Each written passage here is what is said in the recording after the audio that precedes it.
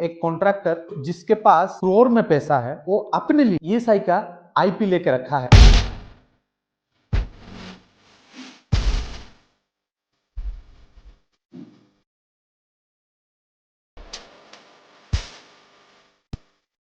Imagine कीजिए, अगर आपका तबीयत खराब हो जाता है या हेल्थ इश्यू आ जाता है for a long period of time, तो आप ऑफिस नहीं जा पाएंगे या काम पे नहीं जा पाएंगे। तो कैसे आपकी घर की जो दाल रोटी या बच्चों की पढ़ाई या आपकी फादर की या पेरेंट्स की जो दवाई, वो सब कैसे चलेंगी?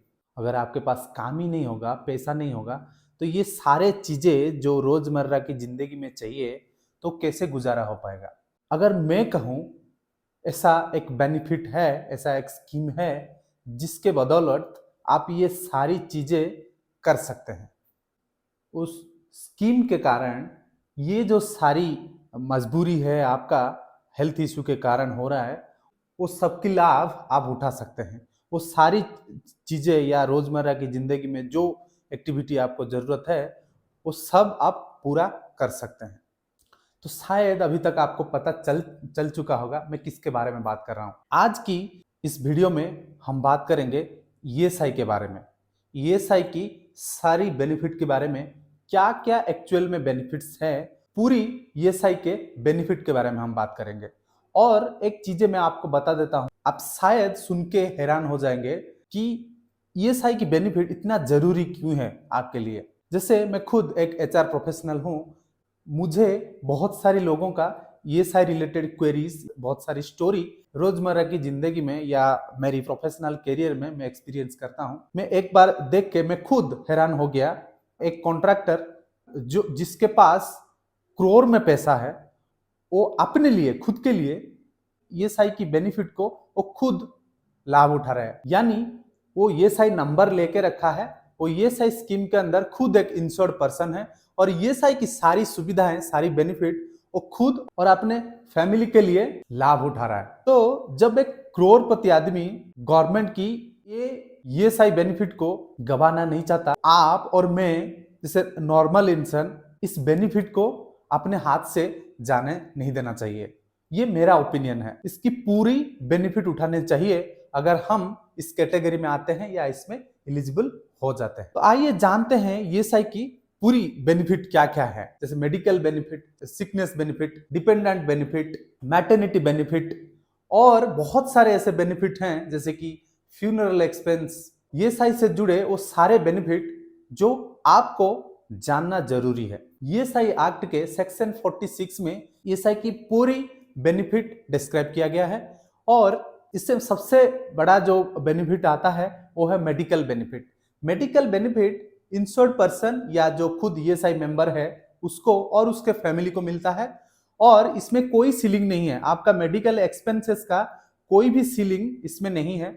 और इसमें और एक चीज मेंशन है, अगर आप एक रिटायर्ड पर्सन हो या डिजेबल्ड पर्सन हो, अगर आप रिटायर करने के बाद या डिजेबल होने के बाद 120 रुपया का सब्सक्रिप्शन लेते हो ईयरली, तो आप वो सारे मेडिकल बेनिफिट के जो लाभ है आप उठा सकते हैं। तो मेडिकल बेनिफिट में आप क्या क्या लाभ उठा सकते हैं, जैसे कि सिस्टमेटिक ट्रीटमेंट और इन पेशेंट ट्रीटमेंट, मतलब हॉस्पिटल में जाके आप खुद अपना ट्रीटमेंट करा सकते हैं। दूसरा है आप कंसल्टेशन कर सकते हैं, स्पेशलिस्ट डॉक्टर कंसल्टेशन आप कर सकते हैं। तीसरा है आर्टिफिशियल लिम्स एंड एड्स। इसका मतलब है अगर आपका पैर टूट गया है या हाथ टूट गया है, आप आर्टिफिशियली हाथ और पैर लगा सकते हैं। और वो जो किसी को अगर सुनाई नहीं देता है तो कान में जो आर्टिफिशियल एड लगती है, जो मशीन लगती है, आप उससे भी मेडिकल बेनिफिट के थ्रू उसके लाभ भी उठा सकते हैं। और आप इमेजिंग सर्विसेज भी ले सकते हैं, जैसे कि सिटी स्कैन हो गया और एक्सरे, ये सब करना, जो बॉडी के अंदर जो भी जांच करना होता है, तो वो सारे फैसिलिटी इसके अंदर आप ले सकते हैं। और क्या आ सकते हैं इसके अंदर, जैसे कि मैंने बताया, स्पेशलाइज्ड डॉक्टर की जो कंसल्टेशन है आप इसी के अंदर लाभ उठा सकते हैं। और एक फैसिलिटी है रिइंबर्समेंट फैसिलिटी। इसका क्या मतलब है, अगर तुरंत आप ईएसआई के किसी भी डॉक्यूमेंटेशन के वजह से या कुछ अप्रूवल की वजह से टाइम नहीं मिले, कुछ भी इमरजेंसी के वजह से आपका बेनिफिट नहीं मिल रहा है, लेकिन आप खुद अपना पैसा लगा के ट्रीटमेंट कर लिए, उसके बाद उसके बिल और उसके डॉक्यूमेंट वगैरह दिखा के आप ईएसआई से रिइंबर्समेंट ले सकते हैं। अब जानते हैं सिकनेस बेनिफिट के बारे में। सिकनेस बेनिफिट के तहत आपको कैश कंपेंसेशन मिलता है 70% off your wages up to 91 days per year. आपकी जो सैलरी है या वेजेस है उसका 90% वैल्यू आपको मिल जाता है। इसमें दो कैटेगरी है, एक है एक्सटेंडेड सिकनेस बेनिफिट और है एनहांस्ड सिकनेस बेनिफिट। तो एक्सटेंडेड सिकनेस बेनिफिट क्या होता है? एक्सटेंडेड सिकनेस बेनिफिट के तहत आपको 2 साल तक 80% ऑफ वेजेस आपको मिलेगा। कुछ स्पेसिफाइड लॉन्ग टर्म डिजीज है, अगर आप मेडिकल बोर्ड से सर्टिफाई करा के लेके आते हैं, आपको 2 साल तक 80% ऑफ द वेजेस आपको मिलता रहेगा। दूसरा है एनहांस्ड सिकनेस बेनिफिट। इसमें आपको फुल वेजेस मिलेगा, यानी कि जो आपकी अभी सैलरी है वो पूरा सैलरी आपको मिलेगा। इसके दो मेन रूल है, 7 डेज फॉर वासेक्टोमी ऑपरेशन और 14 डेज फॉर ट्यूबेक्टोमी ऑपरेशन। अभी वासेक्टोमी ऑपरेशन क्या होता है? कोई भी मेल पर्सन या कोई भी पुरुष अगर आपका फैमिली प्लानिंग कराता है पेरेंट्स होने के बाद, एक बच्चा होने के बाद, तो उसको वासेक्टोमी ऑपरेशन कहा जाता है। अगर कोई भी महिला अपना फैमिली प्लानिंग का ऑपरेशन कराती है अपनी प्रेगनेंसी के बाद या पेरेंट्स होने के बाद, बच्चे होने के बाद, तो उसको ट्यूबेक्टोमी ऑपरेशन कहा जाता है। तो ये बेनिफिट जो है एक्सटेंडेड सिकनेस बेनिफिट के अंतर्गत आता है और इसका ये 7 दिन और 14 दिन का बेनिफिट मिलता है। सिकनेस बेनिफिट का एक कंडीशन है, तो पिछले कंट्रीब्यूशन के पीरियड में आप 78 दिन काम करता हुआ होने चाहिए या सर्विस कंपनी को दिया हुआ होना चाहिए, उसके बाद ही आप सिकनेस बेनिफिट उठा सकते हैं। अभी जानते हैं मैटरनिटी बेनिफिट क्या होता है। मैटरनिटी बेनिफिट में कोई भी महिला एम्प्लॉई या आप अगर ये साइड नंबर लेके रखे हैं, आपको फैमिली के लिए अगर कॉन्फाइनमेंट और प्रेगनेंसी के लिए ये बेनिफिट मिलता है।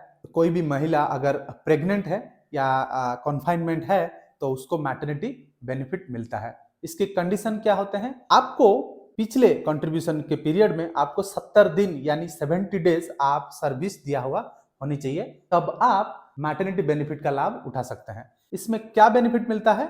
26 वीक यानी 26 हफ्ते के लिए आप छुट्टी में रह सकते हैं और उसी समय के लिए आपको पूरे 100% वेजेस आपको मिलता रहेगा। अगर आप महिला एम्प्लॉय है और प्रेग्नेंट है तो आप 26 हफ्ते के लिए आप घर पे रह सकते हैं। जितना भी दिन आप एब्सेंट है तब तक के लिए आपको फुल वेजेस मिलेगा। इसमें भी रूल्स है, 18 हफ्ता बच्चे होने के बाद और 8 हफ्ते बच्चे होने से पहले रहना जरूरी है। अभी जानते हैं डिजेबल बेनिफिट के बारे में।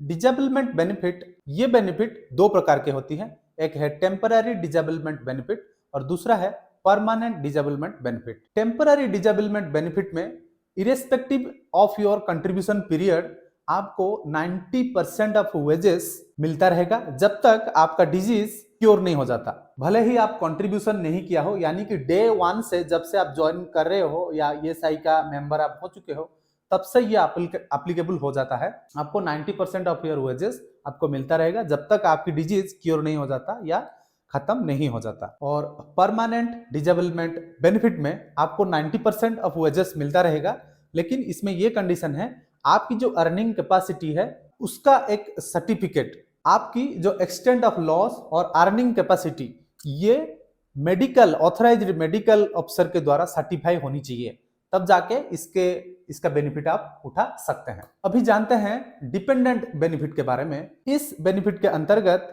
अगर ऑक्यूपेशनल हैजर्ड और एम्प्लॉयमेंट के इंजुरी के कारण अगर आपकी डेथ हो जाती है तो आपकी जो डिपेंडेंट है, जो फैमिली मेंबर है, उनको 90% ऑफ वेजेस मिलता रहेगा। और डेथ के समय जो आपका वेजेस था या सैलरी था उसका 90% वैल्यू आपके फैमिली मेंबर को और या आपके डिपेंडेंट को मिलता रहेगा। अभी जानते हैं कुछ अदर बेनिफिट्स जो ईएसआई के अंदर है, ईएसआई के प्रोविजन के अंदर है। एक है फ्यूनरल एक्सपेंस। इसमें 15,000 वन टाइम एक्सपेंस आपको मिलता रहेगा। अगर एक ईएसआई मेंबर की डेथ हो जाती है, उसकी फैमिली मेंबर को 15,000 वन टाइम एक्सपेंस उसको मिलेगा फ्यूनरल एक्सपेंस के तहत पे। दूसरा है कॉन्फाइनमेंट एक्सपेंसेस। ये क्या होता है?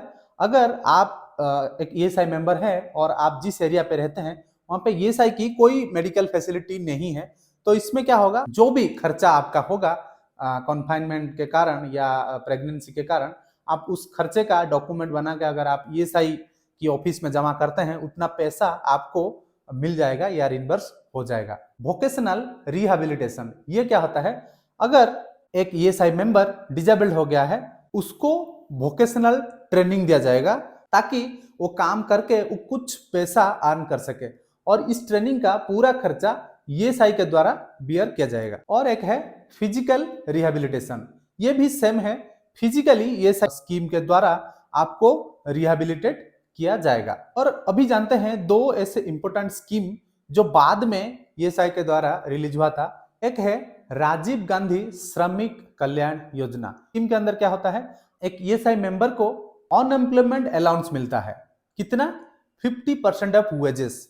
कितने दिन तक? 2 साल तक मिलता है। किसी कंपनी का क्लोजर हो जाता है या किसी कंपनी कुछ एम्प्लॉय को रिट्रेंच करता है, तो ये बेनिफिट या ये अलाउंस मिलता है जो ईएसआई मेंबर है, और उस मेंबर को या उसकी फैमिली मेंबर को मेडिकल केयर का फैसिलिटी भी मिलता है, और उसके साथ उसको वोकेशनल ट्रेनिंग भी मिलता है ताकि वो ट्रेनिंग लेके किसी दूसरे संस्था में वो काम कर सके। और एक स्कीम है अटल बीमित व्यक्ति कल्याण योजना। इसमें क्या होता है? यहाँ पे भी अनएम्प्लॉयमेंट अलाउंस मिलता है, लेकिन वंस इन लाइफ टाइम मिलता है। और इसमें एक कंडीशन है, एक ईएसआई मेंबर को 70-80 डेज पिछले कंट्रीब्यूशन पीरियड में सर्विस देता हुआ होना चाहिए। इसमें कितना पैसा मिलता है? 50% ऑफ वेजेस। कितना दिन तक मिलता है? 90 दिन तक मिलता है, और ये वंस इन लाइफ टाइम है। और इसका सारा जो क्लेम सेटलमेंट है आपको ईएसआई पोर्टल के अंदर आप जाके कर सकते हैं। अगर कोई भी डिजेबल्ड पर्सन है और वो किसी संस्था में एम्प्लॉयड है, तब ईएसआई उनको इंसेंटिव देता है